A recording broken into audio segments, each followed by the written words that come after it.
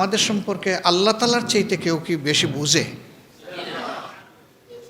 এর সমান কেউ বুঝে? এক ধারে কাছে কেউ বুঝে না। আল্লাহ তাআলার রহমতের সাগর তার হাতে, আর এক ফুটা দিয়েছেন গোটা বিশ্বের সৃষ্টিকে।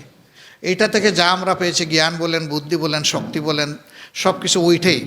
তো সেই আল্লাহ তাআলা মানুষকে ভালোবেসে যে বিধানটা দিলেন, এর চাইতে তো উত্তম কোনো বিধান হতে পারে না। এই জন্য আমাদের ডাক হচ্ছে আল্লাহর বিধানের দিকে আসুন, কোরআনের দিকে আসুন। আমরা নিজেদের কোনো রচিত বই পুস্তক মানুষের হাতে দিয়ে এটা বলছি না যে আপনি এটার দিকে আসুন। আমাদের ডাক হচ্ছে আসুন আপনি কোরআনের দিকে আসুন। ইকরা বিসমি রব্বিকাল্লাযী খালাক, এটা থেকে শুরু করে আল ইয়াউমা আকমালতু লাকুম দীনাকুম ওয়া আতমামতু আলাইকুম নি'মাতি ওয়া রাদিতু লাকুমুল ইসলামা দীনা। কোরআনের ৬৬৬৬টি আয়াত। এই সমস্ত আয়াত আল্লাহ তাআলার পক্ষ থেকে মানব জাতির জন্য উপহার। এই উপহার যে গ্রহণ করবে এবং এই উপহারের শুকরিয়া যে আদায় করবে সে সৌভাগ্যবান হবে, যে গ্রহণ করবে না, শুকরিয়া আদায় করবে না, সে দুর্ভাগা।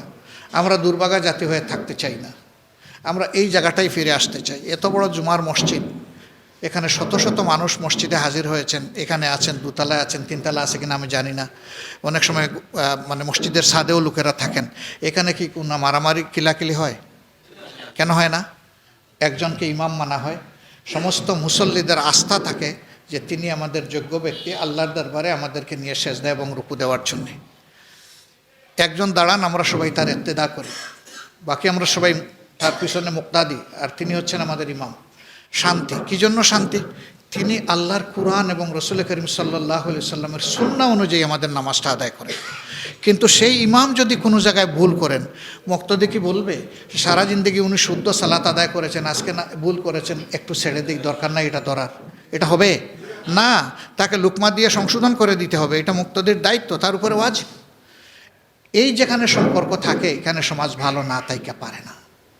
অর্থাৎ যারা সমাজ পরিচালনা করবেন তাদের উপর জনগণের আস্থা থাকতে হবে যে তিনি আমার আস্থার ভার বহন করার মতো যোগ্যতা তার আছে, তিনি সমস্ত মানুষকে তার হৃদয় দিয়ে গ্রহণ করার মতো মানসিকতা তার আছে। এরপরে আমি যে আমানত তার কাছে রাখবো তার খেয়ানত তিনি করবেন না। এতটুকু আস্থা না থাকলে সমাজের কোনো দায়িত্বশীল সমাজের কোনো উপকার করতে পারবে না এবং তার দ্বারা সমাজের শৃঙ্খলা ফিরে আসবে না। আবার যদি সবাই বলে যে আপনার নেতৃত্ব আমি মানি না, আমিই নেতা, এখানে সবাই যদি বলে যে ইমাম সাহেব বহু ইমামতি করছেন, আজকে আমারে সুযোগ দেন, আরেকজন ডান দিক থেকে বললো আমারে দেন, পিছন দিক থেকে বললো আমারে দেন, তাইলে কি মসজিদে এই সৌন্দর্য থাকবে? থাকবে না। এই নামাজটা কী জন্য? নামাজটা হচ্ছে মুমিনের সমাজ পরিচালনা করার জন্য। এই নামাজের শিক্ষা অনুযায়ী সমাজ চলবে।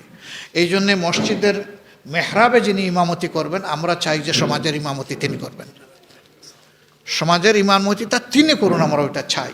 এই আখলাকের, এই চরিত্রের, এই ইলমের মানুষ, এই মুত্তাকি মানুষরা যখন সমাজ পরিচালনা করবে, নামাজ যেমন শান্তিপূর্ণ হয়, সুন্দর হয়, সমাজও শান্তির হবে, সুন্দর হবে ইনশাআল্লাহ। আমরা এমন একটি সমাজেরই স্বপ্ন দেখি। এখানে আমরা সমাজকে ধর্ম, বর্ণ, দলের ভিত্তিতে ভাগ করার পক্ষে নই। আমরা সবাই মিলে এক। এই দেশ আল্লাহর দান, আমাদের প্রিয় বাংলাদেশ। আমরা এই দেশকে ভালোবাসবো, মানুষকে ভালোবাসবো এবং আল্লাহর যত সৃষ্টি এই জমিনের উপরে আছে, এই দেশের উপরে, অন্তত তাদেরকে আমরা ভালোবাসবো। কারণ মানুষ শুধু মানুষের জিম্মাদার না, মানুষ আল্লাহর সমস্ত সৃষ্টির জিম্মাদার। এই জন্যে মানুষের সব সৃষ্টি আল্লাহর গুলাম, কিন্তু মানুষকে আল্লাহ আলাদা একটা সিফত দান করেছেন যে মানুষ আল্লাহর খলিফা, আল্লাহর প্রতিনিধি। সেই প্রতিনিধির দায়িত্ব আল্লাহ যেন আমাদেরকে পালন করার তৌফিক দান করেন। আমাকে